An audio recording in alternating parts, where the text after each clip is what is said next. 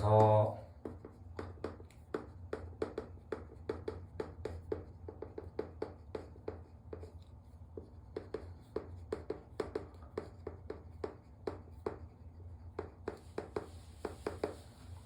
나는 잠들기 전까지 연락하는 거 좋아하고요. 그 다음에 하루에도 카톡 자주 해야 해. 나의 성향은 이래요. 그 다음에 근데 남자친구는 어떠냐면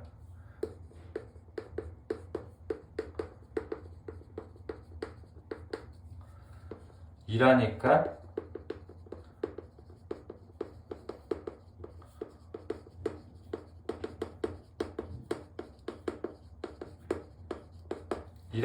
카톡 확인 후에도 연락을 바로 안 해줘. 그 다음에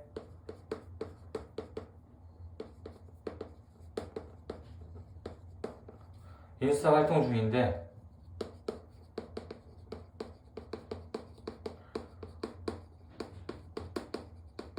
카톡으로 연락을 바로 안 해줘. 그러면 내 입장에서는요, 어떤 느낌 들까요? 우선순위에서 밀린다. 그래서 기분이 나쁠까요, 안 나쁠까요? 나쁠 수가 있습니다. 그 다음에 남자친구는요, 게임 같은 거 할 때, 친구 만날 때 연락을 안 하거나 내가 연락하면 귀찮은 티를 내요. 귀찮은 티를 내. 술자리나 친구들 모임 가면 아예 연락이 잘 안 돼. 그러면 또 기분이 어때요? 불성실한 태도 때문에 내가 또 기분이 나빠요. 물론 알지. 연락 스타일이 다른 거? 그래, 둘이 달라. 이 연락 스타일 다른 건 알지만 그래도 서운한 마음이 남아.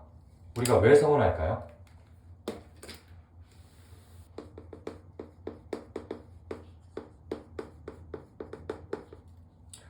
서운한 이유는 머릿속으로는 이해하죠. 이해하는데 뭐가 남아요? 불만족이 남는단 말이에요. 그래서 이 불만족이 쌓이니까 내가 어떻게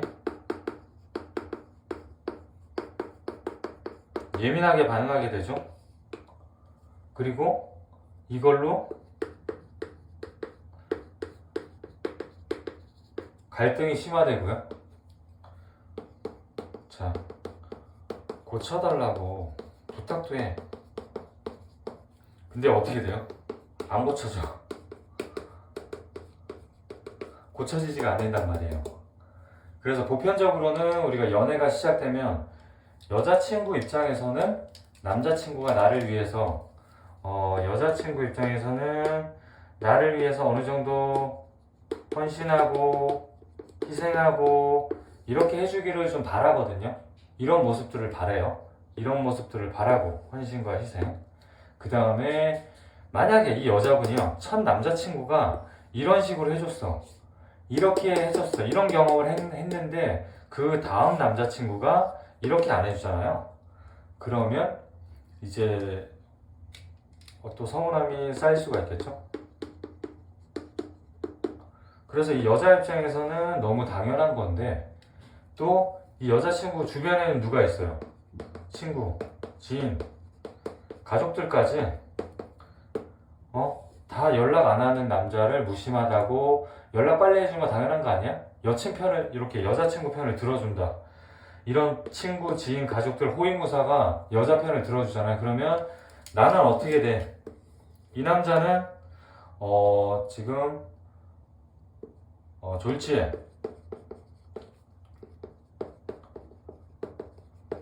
무심한 남자가 되는 거예요. 억울하겠지만 이렇게 되겠죠? 자, 연락의 기준점은 누구다? 나 중심이잖아. 서로 항상 내 중심에 있습니다. 그래서 나 같은 경우에는 연락을 중요하게 생각해. 그 다음에 꾸준한 연락을 요구해. 꾸준한 연락을 요구하고, 연락 중요하고 꾸준한 연락 요구하고. 그래서 내가 이 정도 해줄 수 있는데 너는 왜 이렇게 못해줘? 이런 생각할 수 있죠, 내 입장에서는. 자, 그 다음에 상대방 입장에서는 연락을 자주 해야 할 이유를 모르겠다, 이럴 수 있잖아요. 그 다음에 연락이 이렇게 중요하냐?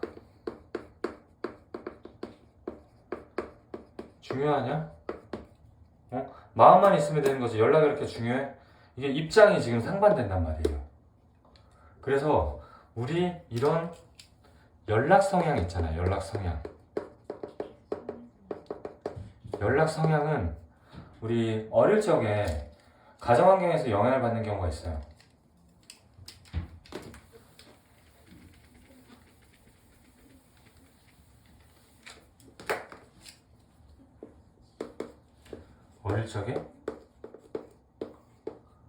어릴 적 엄마한테 너무 간섭과 통제와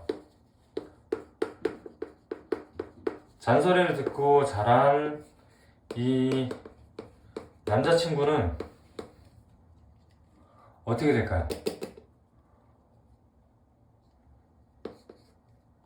커서는 반대의 삶을 살아간다. 이건 절대적인 게 아닙니다. 이렇게 영향을 받을 수 있다는 뜻이에요. 어릴 적에 간섭, 통제, 잔소리 이렇게 압박을 받고 자라는 남자친구는요, 반대인 삶을 살아가고 싶어요. 어떻게 해요? 집도 잘 안 치워. 집 청소 안 해. 집 청소 잘 안 해. 집도 잘 안 치워. 그 다음에 꼼꼼하게 정리하다 보면 숨이 막혀. 엄마 잔소리 생각나서. 그래서 이 사람은 여행도 목적지 정하지 않아. 자유여행만 다녀. 자, 이런 식으로 커서 이렇게 될 수가 있고요. 이런 식으로 자기 아이덴티티 중에 어릴 때 스트레스 받은 부분을 이렇게 해소를 할 수가 있는 부분이고요. 자, 어떤 사람은 어릴 적에 아빠가 군인이야.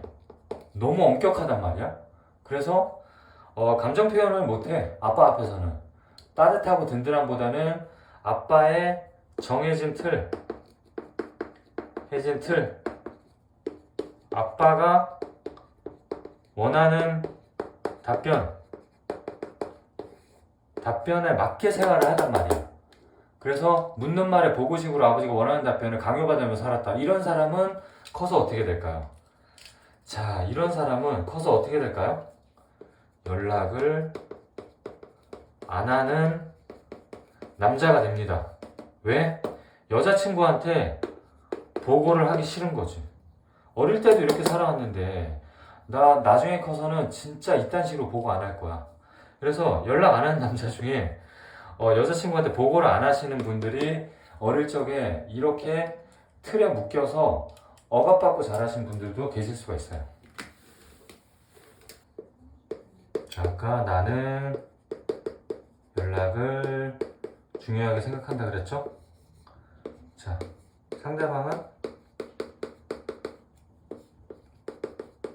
연락 중요하지 않아. 또 어떤 제3자가 있어. C는 어떠냐면 내가 나도 연락을 받아야 하니까 최소한 내가 받고 싶은 만큼은 연락을 해주자. 자, 이런 사고방식의 사람, 이런 성향의 사람이 있어요. 그래, 최소한 내가 받고 싶은 만큼은 연락을 해주자. 이런 사람이 있는 반면 연락이 중요하지 않는 사람도 있고 연락이 중요한 사람도 있단 말이에요. 자, 그러면요, 연락이 중요한 사람 있잖아요. 지금 A랑 B랑 만나서 연락 문제가 일어났죠. 그러면 잘 봐요. A랑 연락을 중요하게 하는 사람, A랑 A가 만나면 진짜 너무 행복할까요? 행복하죠. 불꽃 튀기면서 하얗게 불태우고 처음에는 불같이 사랑한단 말이야. 그러면 연락 중요한 사람 둘이 만났어. 그러면 끝까지 계속 행복해야 되잖아. 그러면 문제의 시작이 언제일까요? 자, 문제의 시작은 연락은 자주 해. 근데 자, 서로의 모든 것을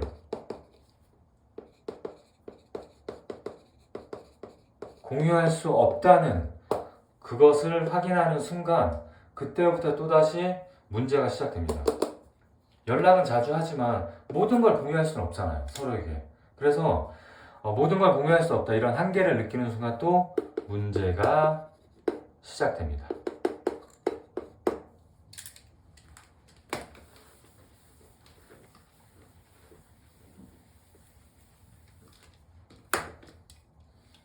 자, 왜냐면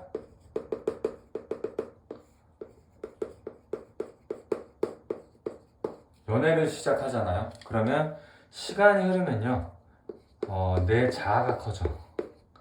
처음에는 희생하고 맞춰주고 이랬는데 이제 내 자아가, 내 삶이 조금씩 커진단 말이야. 내 자아가 커지면서 내 세계가 많아져. 내 시간. 이게 점점 많아지고요. 그 다음에 이렇게 되면 어떻게 돼요? 서로에게 집중할 수 있는 시간 있잖아요. 이게 줄어들게 되겠죠.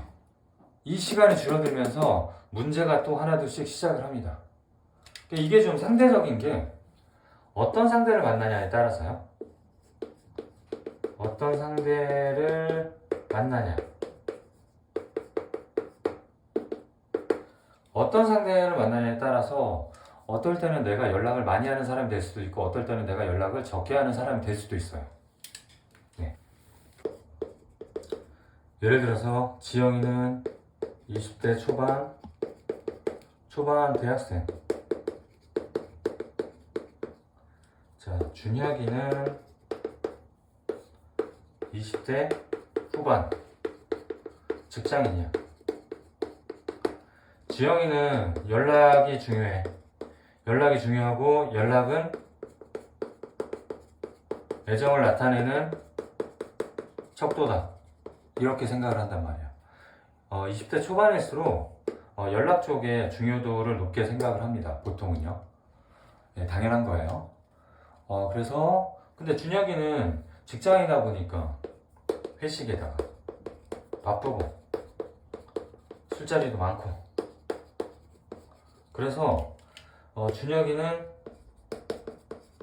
연락을 잘 못해. 연락을 잘 안 하는 남자가 되겠죠. 지영이 입장에서 준혁이는 연락을 잘 안 하는 남자가 되는 거야. 자, 근데 이렇게 사귀다가 안타깝게도 헤어지게 됐어.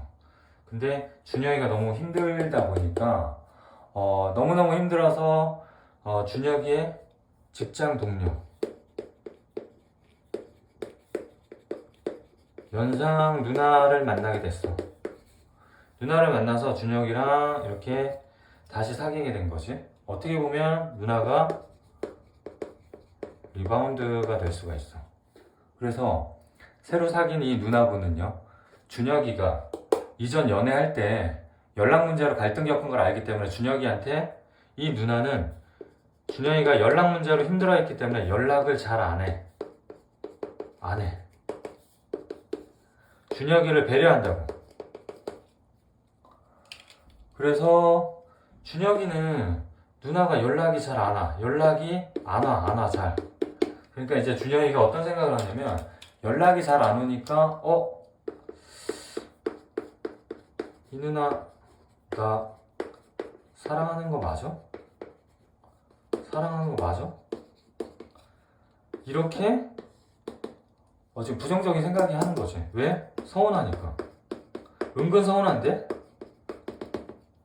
자, 이러면 이제 입장이 바뀐 거잖아요. 준혁이가 이 누나랑 사귈 때는 연락을 바라는 사람이 된 거고, 지영이랑 사귈 때는 연락을 잘 안 하는 사람이 된 거죠. 그래서 연락을 기다리는 입장이야. 입장에서는 어떤 생각이 들어요? 보고 싶으면 연락을 하겠지. 생각 있으면 연락을 하겠지. 이런 생각이 들면서 연락이 안 온다? 안 온다? 그럼 이렇게 서운해지는 거란 말이에요. 네. 자.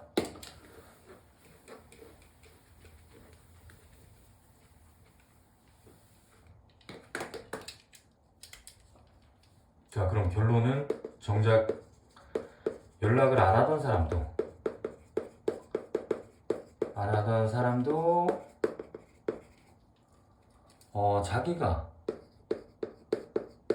자기가 연락을 하거나 자기가 연락을 했을 때 안 받잖아. 그러면 상대방에게 연락이 또 안 오잖아. 그러면 정작 연락을 안 하던 이 사람도 어떻게 된다? 똑같이 서운합니다. 참 아이러니하죠. 그래서 우리 사람 심리는요,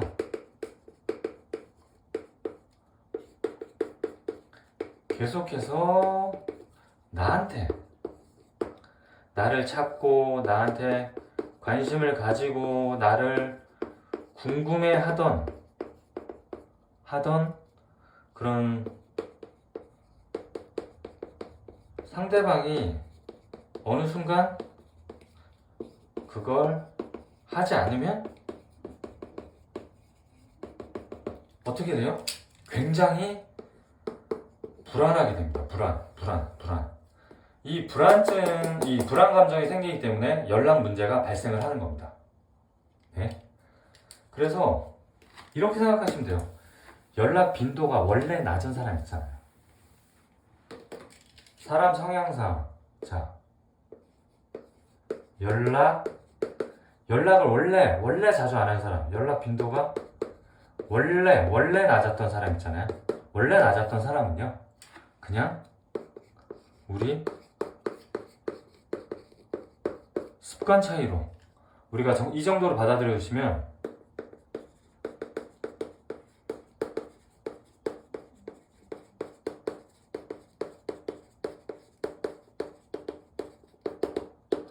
습관 차이 정도로 받아주시면 불필요한 불안감을 만들지 않을 수 있습니다. 이것도 그냥 습관 차이다. 이렇게 받아주시면 되고요. 근데 하지만 이런 거 있잖아요. 연락을 쭉 잘해왔어. 잘해오다가 점점점 줄어들고 태도도 변하고, 자, 이런 이상 징후가 발견되잖아요. 이거는 애정이 식은 게 맞나? 이렇게 의구심을 들 수가 있어요. 네. 그래서 이렇게 생각하시면 돼요. 연락 안 하는 것 자체를 저거 나한테 사랑이 식었나? 무조건 이렇게 생각하는 게 아니고요. 배우세요. 자, 그냥 전체적으로 있잖아요. 원래 연락 성향이 연락 빈도가 낮은 사람이 있어요. 이거는 그냥 습관이야. 이 정도 습관. 근데 아까 말씀드렸듯이 어떤 이상 징후 있잖아요. 이상 징후가 발견됐을 때는 이때는 애정 척도로 생각하시면 돼요. 그냥 요 이상 징후가 발견됐을 때만 이거 사랑이 식었나 이렇게 생각하시고요. 평상시에 연락 성향이 원래 그렇다라는 거는 그냥 우리 습관 차이다. 이 정도 비율로 생각해 주시면 돼요.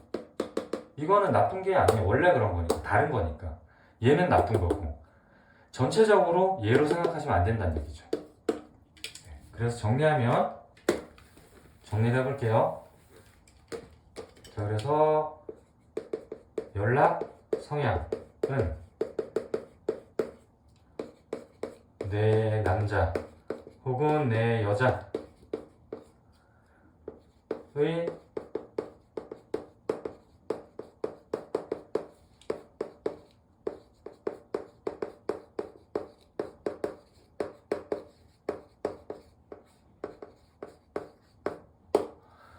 내 남자의 인정해야 되는 여러 가지 모습 중에 하나다. 내가 안고 가야 될 모습이다. 이거죠.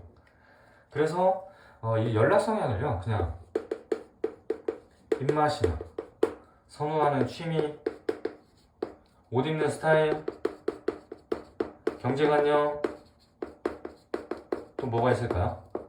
뭐 혼전순결, 성개념, 종교적 신념, 종교적인 신념이나 아니면 뭐 각기 다른 가정사를 갖고 있잖아요. 이런 것처럼 우리 상대방이 갖고 있는 이런 요건이다. 이 요건 중에 하나다. 그래서 이거 포함해서 우리가 수용을 하는 자세를 가져야 되는 거죠. 그냥 안 맞다 이게 아니에요. 안 맞는 게 아니고요. 그냥 우리가 인정해야 되는 여러 가지 모습 중에 하나다. 이거를 일단 베이스로 생각해 주셔야지 해결의 실마리를 찾을 수가 있습니다. 자, 그러면 연락 문제 해결책 들어갈게요. 연락 문제 해결책. 자, 우리가 만약에 연락 문제가 발생하잖아요. 연락 갖고 갈등이 발생했어. 그러면 우리가 재촉하고 닥달하고 이런 거보다는 우리가 방법은 뭐다? 이런 게 아니에요. 재촉, 닥달 이게 아니고요. 연락 요구를 우리가 중단한다. 일단은 연락 요구를 중단을 하는 거예요. 그러면 내 스탠스, 나의 끌림이 올라갑니다. 왜냐면 이 재촉하고 닥달하는 거는요, 뭐랑 비슷해요? 매달림이랑 비슷하단 말이에요. 매달림하고 비슷한 효과를 줘요. 이 효과는 뭐다? 흥미를 떨어뜨린다. 매달림의 흥미를 떨어뜨려요. 그래서 연락 요구를 일단 중단을 하는 거예요. 그래서 나의 매력도를 올리는 거지. 자, 그러면 계속 연락을 하다가 안 하잖아요. 그러면 상대방이 어떻게 느끼겠어요? 연락을 끊었어. 그러면 상대방이 드는 감정은 일단 긴장감이 생겨요. 뭔 일 있나? 뭔가 심각성을 느끼게 되면서 불안감도 생겨요.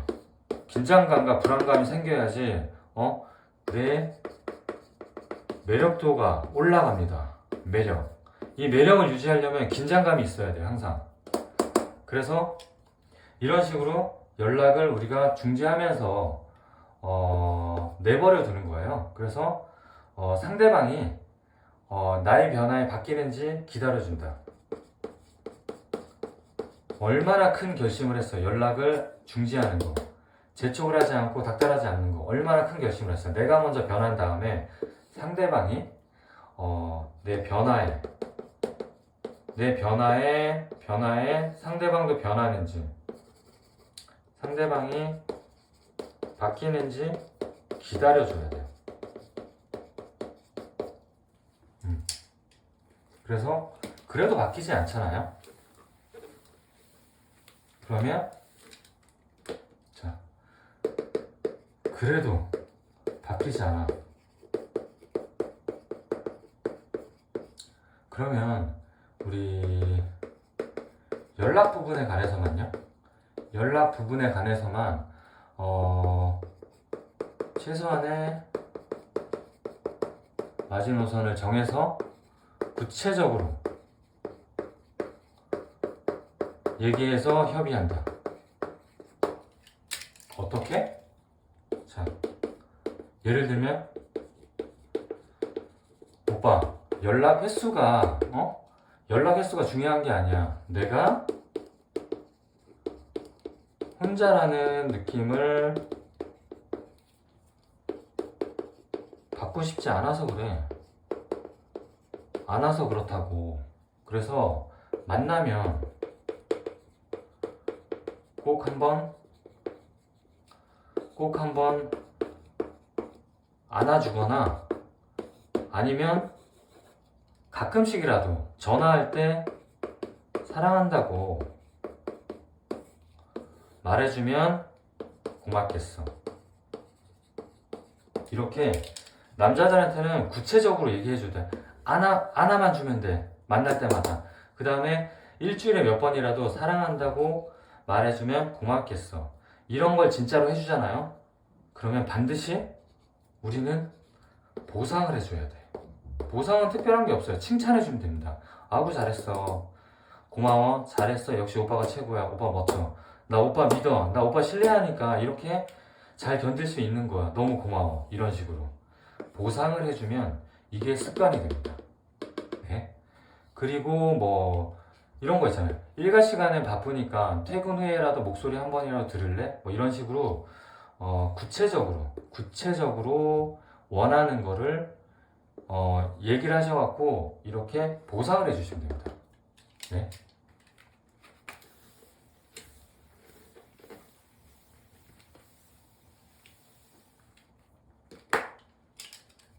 자, 우리 정리를 해볼게요. 첫 번째 뭐라 그랬죠? 정리하면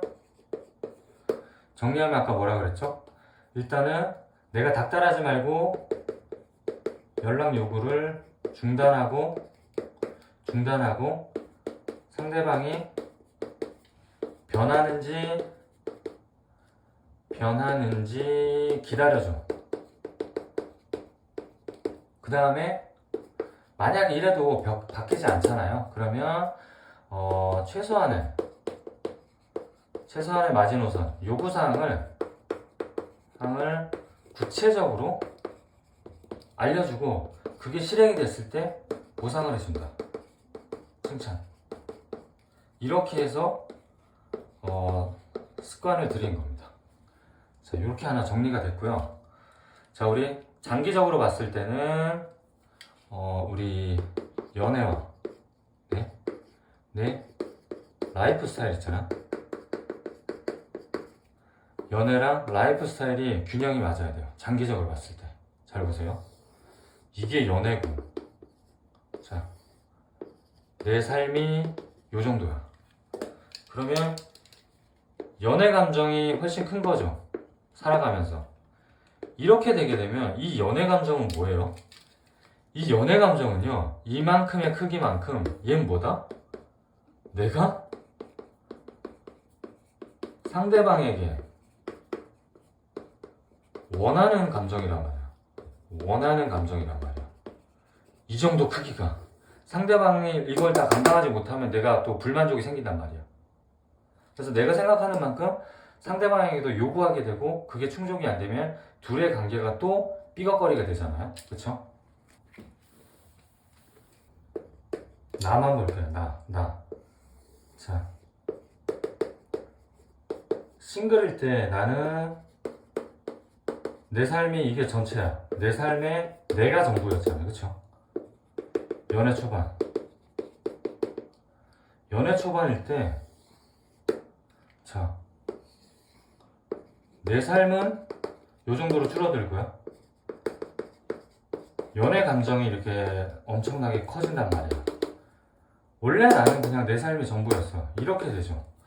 그러면 자, 연애 중반 시간이 흘러. 그럴수록 이제 내 삶의 범위가 점점점 커지잖아요. 내 자아가 커지면서. 그래서 내 라이프 스타일이 이게 점점점 이렇게 커져. 이 과정에서 어떻게 되겠어요? 이렇게 넘어오는 과정에서 권태기도 있고 갈등도 겪고 이런단 말이에요. 갈등이 발생하고 빈번하게 이제 싸우게 되고 이런 과정을 겪잖아요. 그러면 이거는 뭘 의미할까요? 자, 이거는요, 엄밀히 따지면 내 삶에 투자하던 시간이 이렇게 점점 커진 거잖아요. 그래서 시간 투자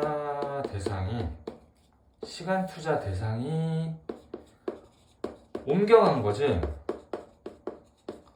사랑이 줄어든 게 아니에요. 사랑이 줄어든 게 아니다. 투자 대상만 내 삶이 조금씩 커지는 거예요. 자, 이러면서 어떻게 되냐? 연애 초반에는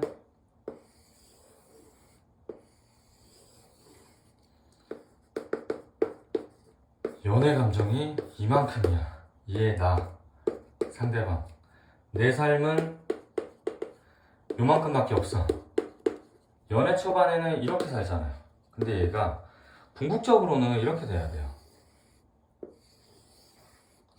자, 연애 감정이 이 정도 비율을 차지하고 우리가 내 삶 그리고 네 삶, 이게 각자 라이프 스타일을 하면서 연애도 균형 있게 나가야지 결론은 오래 지속되는 관계로 유지할 수가 있습니다. 네, 아시겠죠? 상대방에게 올인하다가 점점 내 삶을 찾아가는 거 있잖아요. 이게 정상인 관계예요. 이게 오래 지속될 수 있는 연애다. 네. 자, 오늘은 여기까지 하겠습니다. 고생하셨습니다.